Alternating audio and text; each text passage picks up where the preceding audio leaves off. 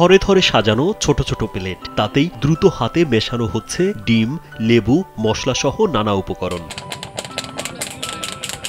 আর দোকানে বসে তৃপ্তি করে খাচ্ছেন নানা বয়সী নারী পুরুষ। ছোলা খেয়েছি, কিন্তু রসুন ছোলা খাওয়া হয়নি।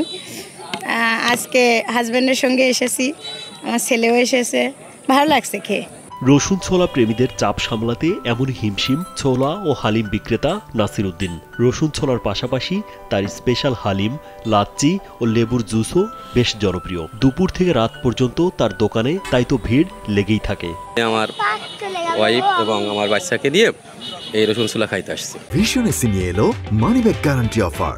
1 মাস ব্যবহার করে সন্তুষ্ট না হলে সম্পূর্ণ টাকা ফেরত। এতে রসুন ছোলাটা বেশ মানসম্মত, রুচিসম্মত, তারা খুব সুন্দর করে চেষ্টা করে। হালিমের মান ও গুণগত মান যথেষ্ট ভালো, এবং সবথেকে বড় কথা এরা যে এই অল্প বয়সে তারা স্বনির্ভরশীল হচ্ছে, উদ্যোক্তা হয়ে উঠছে এক একজন। এটা যদি এইভাবে চলতে থাকে আমাদের দেশ ইনশাল্লাহ অর্থনৈতিকভাবে আরও সামনের দিকে বেগবান হবে। মাত্র 6 মাস ধরে রসুন ছোলার ব্যবসা শুরু করেছেন নাসির। তার হাতে বানানো রসুন ছোলা খেয়ে তৃপ্তির ঢেকুর তোলেন ভোজন রসিকরা। ভাইরাল রসুন ছোলা বলে, যেটা এক জায়গার বিখ্যাত, যেটা বলে আদমপুরের বিখ্যাত রসুন ছোলা, আর বউয়ের ভালোবাসা হালিম, যেটা খেলে আপনার মুখে সবসময় লেগে থাকবে, একবার ভুলতে পারবেন না। বাংলাদেশের এখানে খাওয়ার পরে বাংলাদেশের যে জায়গায় খান না কেন এটার স্বাদ কোথাও পাবেন না আপনি। প্রথম এসেছি তো অনেক ভালো লাগলো, মানে ফ্রেন্ডরা দেখছিল ভিডিও তো বললো, তো আসলাম, ভালো লেগেছে, অনেক ভালো লেগেছে মাশাআল্লাহ। আমি আমার হাজব্যান্ড এবং মেয়েকে নিয়ে এখানে ছোলা মানে রসুন ছোলা খেতে আসছি।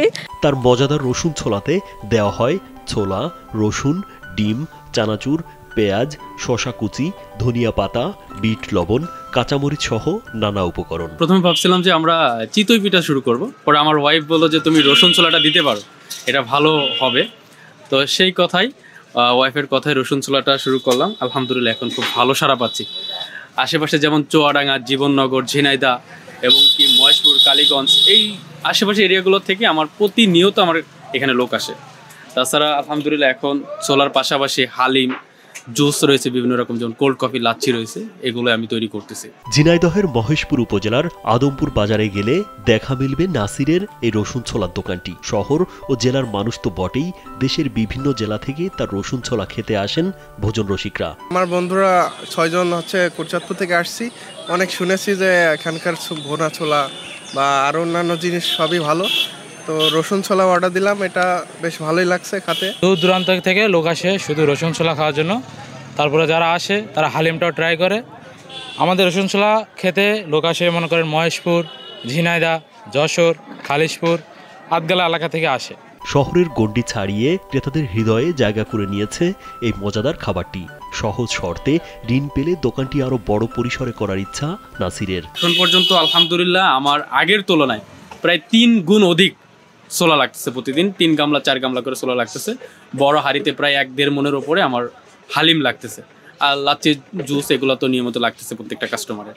আলহামদুলিল্লাহ খুব ভালো সাড়া পাচ্ছে এখন।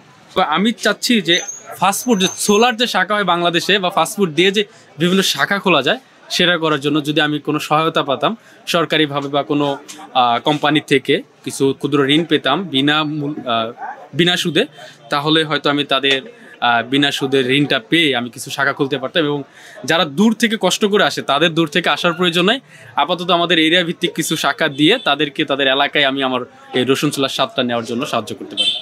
স্বাদ আর উপকরণের বৈচিত্র্য দিয়ে ভোজন রসিকদের মন জয় করে নিয়েছেন নাসির। আদমপুর বাজারে এলে এখন আর এই রসুন ছোলা না খেয়ে ফেরেন না কেউই। রাজীব বিশ্বাস, কালবেলা।